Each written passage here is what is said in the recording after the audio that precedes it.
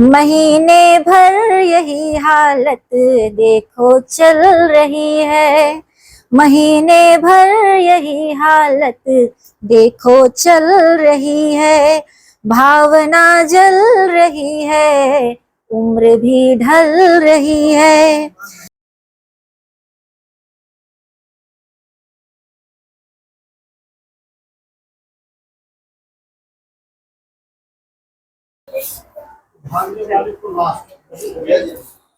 सर्वप्रथम मैं इस मंच को नमन करती हूँ, माँ सरस्वती का वंदन करती हूँ, मंचासीन अतिथियों को प्रणाम करती हूँ तथा यहाँ उपस्थित सभी साहित्य के उपासकों को भी नमन करती हूँ।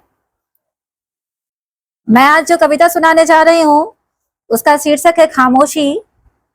और यह कविता उस स्त्री के बारे में है जो एक मीडिया कर्मी की पत्नी है।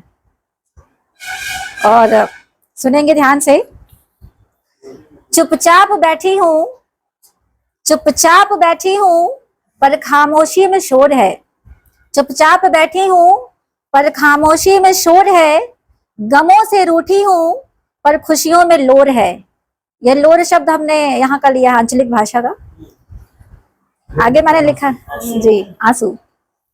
आगे मैंने लिखा, हम सफर के हाथों में मीडिया चल रही है। हम सफर के हाथों में मीडिया चल रही है। बिंदिया जल रही है, चूड़ियां गल रही हैं। दिन भर कलेक्शन है, शाम में सिलेक्शन है। दिन भर कलेक्शन है, शाम में सिलेक्शन है। रात में छपाई है, खामोशी घर आई है। रात में छपाई है, खामोशी घर आई है।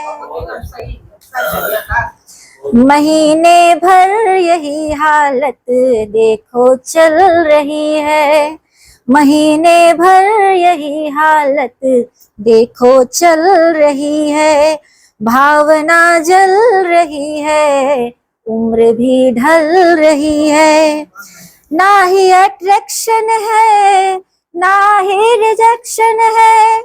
ना ही अट्रैक्शन है, ना ही रिजेक्शन है।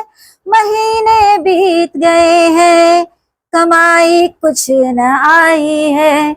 महीने बीत गए हैं, कमाई कुछ न आई है। हम सफर के बिना ही दुनिया चल रही है।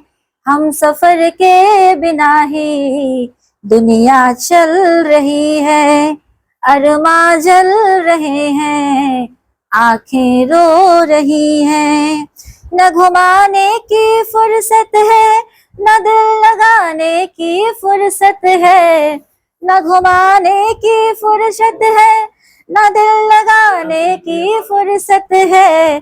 सालों बीत गए हैं, किलकारी घर न आई है। सालों बीत गए हैं, किलकारी घर न आई है। सब है पूछते मुझसे कैसी चल रही है।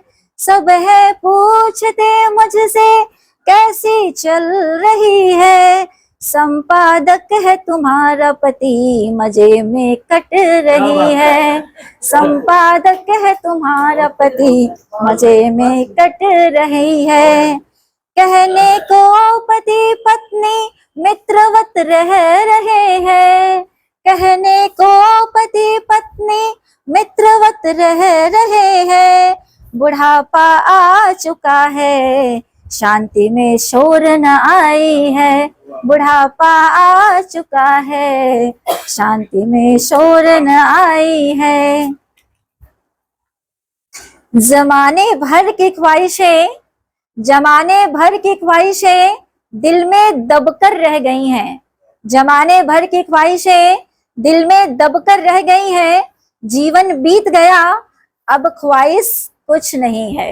ये पूरी उस समय से मैंने इसे बनाया जब इन दोनों का विवाह हुआ और अब बुढ़ापा आ गया, अब जीवन लगभग खत्म हो चला है। तब तक का मैंने वर्णन किया।